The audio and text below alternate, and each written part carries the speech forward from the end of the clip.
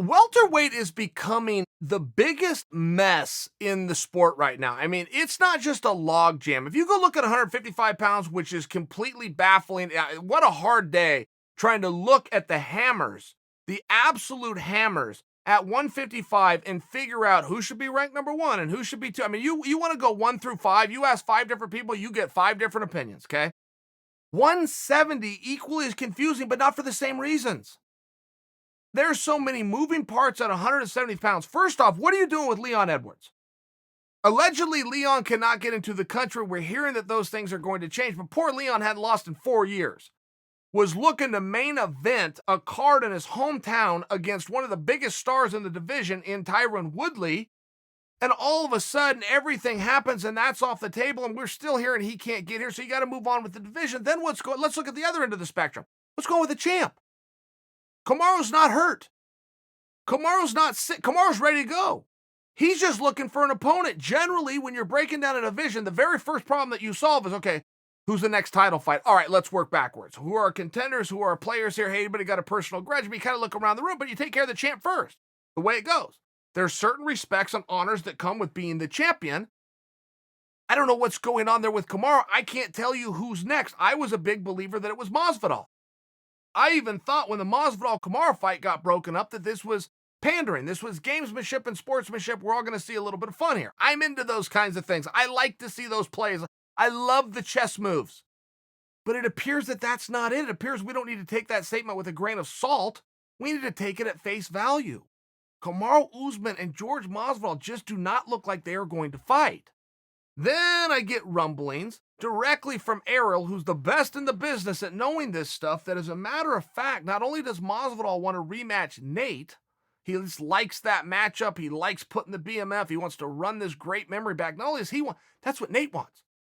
Errol went as far as to say that if Masvidal, I apologize, if Nate Diaz had his choice between Conor 3 or Masvidal 2, that he takes Masvidal, that one eats at him and that one bothers him. Well, you can't really turn away to Nate Diaz. You don't get a whole lot of yeses from Nate, and you have millions of people that are counting on you to get him back into action. You can't just turn away from that. I then have to ask on a personal note, what's going on with Colby? Colby Covington is not hurt, he is not sick, and he is also not booked. He was talking about wanting to fight Tyron Woodley. Tyron was talking about wanting to fight Colby, but Tyron then gets booked with Gilbert Burns.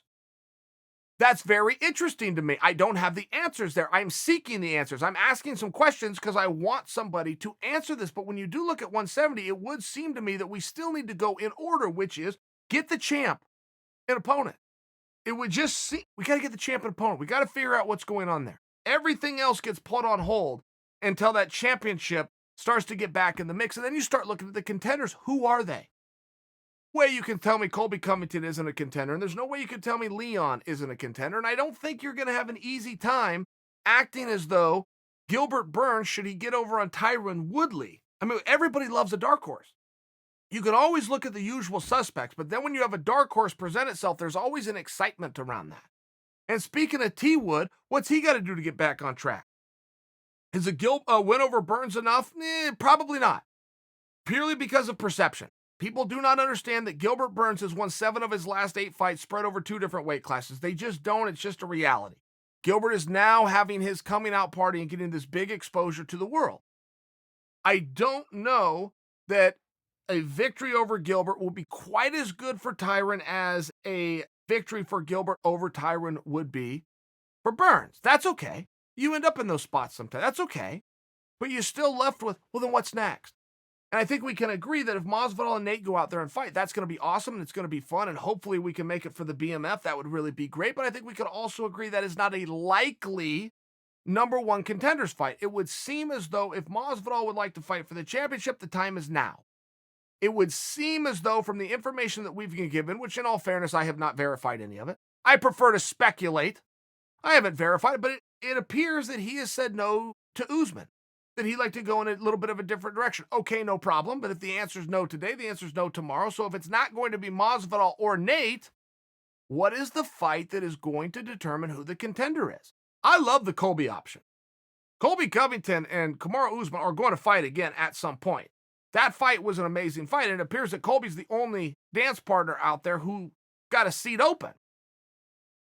That could change as soon as you can get flights in from England. I mean, that could change. Things can change very quickly. I would love to hear your opinion.